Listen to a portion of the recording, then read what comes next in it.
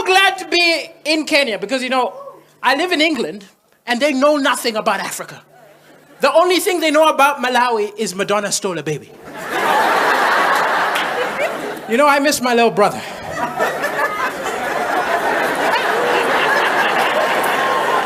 And I love being here. I'm at that age where all my friends are getting married.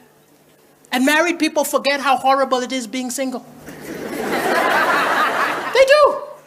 They love to call their single friends and complain about their coupley problems. I always get, you are so lucky being single. I get home, my wife just starts nagging, nag. I'm like, hey, I have to nag myself. I get home, I'm like, why do I come home so late? Why don't I ever do the dishes? Sometimes I think I don't appreciate myself. Should I? No, I've got a headache.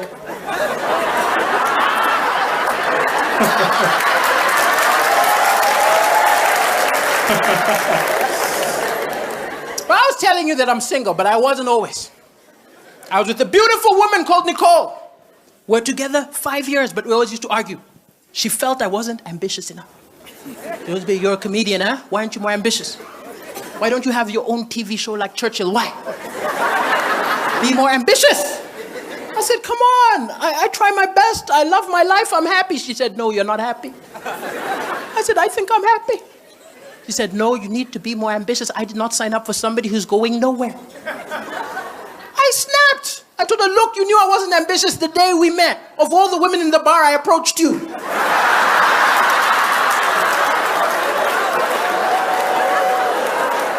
Yeah, you're laughing, but that's why I'm single. So much. So my name is Deliso Chaponda. As he said, I am from Malawi.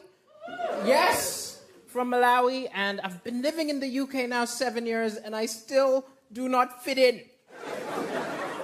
And England is legitimately a nation of complainers.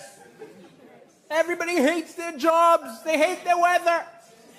Biggest complaint is financial crisis. Financial crisis. I'm from Africa. What are you talking about? How dare you overprivileged call that a crisis? Where's UNICEF? Where is Bono? You can tell me it's a financial crisis when there are planes flying over London, tossing fish and chips out the window. Now, what I like about the UK is I can do jokes like that. I can do slightly suggestive jokes. I can talk about any subject. I can talk about politics. No problem. I do shows in Africa. It's not the same rules. I got in serious trouble in Malawi, my home country, for a joke. I thought I was safe to talk about the government because at the time, my dad was in the government. He was Minister of Education. I did a joke which wasn't a lie, it was totally true. I wasn't surprised he became Minister of Education because when I was growing up, he was obsessed with education. No matter what grades I got, they weren't good enough. If I got 5 A's, 2 B's, he'd say, no, you're not reaching your potential. Apply yourself.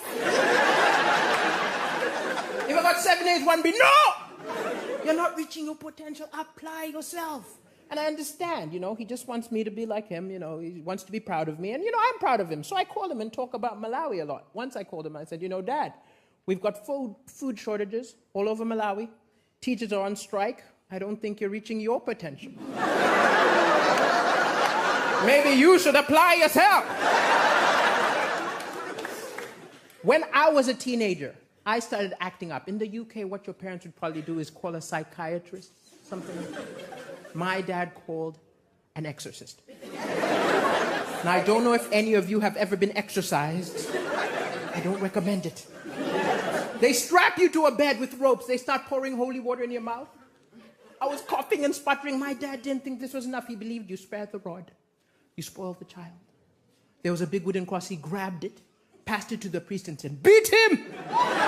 Beat the devil out of him! The priest began to whack me. I'm like, so understandably, when the priest said, Satan! I figured I better play along. I'd watched The Exorcist, so I tried to turn my head around and yes, I am He said, Satan, leave this boy. I said, I'm leaving.